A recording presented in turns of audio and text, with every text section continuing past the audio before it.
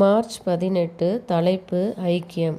நான் இவர்களுக்காக வேண்டிக் கொள்ளுகிறதும் அல்லாமல் இவர்களுடைய வார்த்தையினால் என்னை விசுவாசிக்கிறவர்களுக்காகவும் வேண்டிக் கொள்ளுகிறேன். அவர்கள் எல்லோரும் ஒன்றாயிருக்கவும், பிதாவே, நீர் என்னை அனுப்பினதை உலகம் விசுவாசிக்கிறதற்காக நீர் என்னிலேயும் நான் உம்மிலேயும் இருக்கிறது போல அவர்கள் எல்லோரும் நம்மில் ஒன்றாயிருக்கவும் வேண்டிக் கொள்ளுகிறேன். யோவான் 17:20-21. வித்தியாசமான இயல்புகளை உடைய மனிதர்களுக்கு மத்தியில் காணப்படுகிற நல்லிணக்கமும் ஒருமைப்பாடுமே பாவிகளை இரட்சிக்க தேவன் தம்முடைய குமாரனை உலகிற்கு அனுப்பினார் என்பதை பகிர்வதற்கான வலிமையுள்ள சாட்சியாய் இருக்கிறது. இந்த சாட்சியை பகிர்வது நமது ஸ்லாக்கியமாகும். ஆனால் இதை செய்வதற்கு கிறிஸ்துவின் கட்டளைக்கு கீழ்ப்பட்டவர்களாக நாம் இருக்க வேண்டும்.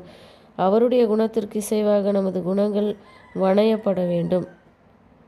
நம்முடைய சித்தங்கள் அவருடைய சித்தத்திற்கு ஒப்படைக்கப்பட வேண்டும். பின்னர் எந்த ஒரு வேற்றுமை எண்ணமும் இன்றி நாம் ஒன்றிணைந்து வேலை செய்ய முடியும். சின்னஞ்சிறிய வேற்றுமைகள் மனதில் வைத்து யோசிக்கப்படும் போது அது கிறிஸ்துவ ஐக்கியத்தை அழிக்கக்கூடிய செயல்களுக்கு வழிநடத்தும். இவ்வாறு எதிரியானவன் நம்மை மேற்கொள்ள நாம் அனுமதிக்காதிருப்போமாக. நாம் தேவனுடனும் ஒருவரோடு ஒருவரும் கிட்டி சேருவோமாக. அப்பொழுது நாம் தேவனால் நாட்டப்பட்டு ஜீவ நதியினால் நீரூற்றப்பட்ட நீதியின் விருட்சங்களாக இருப்போம். அப்படியானால் எத்தனை அதிகமாய் கனி கொடுக்கிறவர்களாய் இருப்போம். நீங்கள் மிகுந்த கனிகளை கொடுப்பதினால் என் பிதா மகிமைப்படுவார் என்று கிறிஸ்து கூறவில்லையா? தேவனுடைய நோக்கத்தை அதன் ஆழம் மற்றும் அகலத்தின் நிறைவேற்றும் அவருடைய பின்னடியார்கள் மீது இரட்சகரின் இருதயம் நிலை கொண்டிருக்கிறது. அவர்கள் உலகம் முழுவதிலும் சிதறடிக்கப்பட்டிருந்தாலும் அவருக்குள் அவர்கள் ஒன்றாயிருக்க வேண்டும்.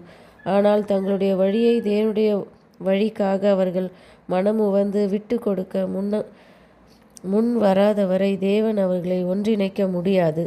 கிறிஸ்துவின் ஜெபம் முழுவதுமாக விசுவாசிக்கப்படும் போது அதன் அறிவுரைகள் தேவ ஜனங்களின் அனுதின வாழ்வில் அபியாசிக்கப்படும் போது ஒருமைப்பாட்டின் செயலை நமது அணிவரிசைகளில் காண முடியும். கிறிஸ்துவின் அன்பென்னும் தங்க பிணைப்புகளினால் சகோதரனோடே ஒன்றிணைத்து கட்டப்பட்டிருப்பான். தேவனுடைய ஆவியானவர் மட்டுமே இந்த ஒருமைப்பாட்டை கொண்டு வர முடியும். தம்மை தாமே பரிசுத்தமாக்கியவர் தம்முடைய சீஷர்களையும் பரிசுத்தமாக்க முடியும். அவருடன் இணைக்கப்பட்டவர்களாக அவர்கள் பரிசுத்த விசுவாசத்தில் ஒருவரோடொருவர் இணைக்கப்படுவார்கள். இந்த ஐக்கியத்திற்காக நாம் போராட வேண்டும் என்று தேவன் நினைக்கிற வண்ணம் நாம் போராடும்போது அவர் நம்மிடம் வருவார். ஆமேன்.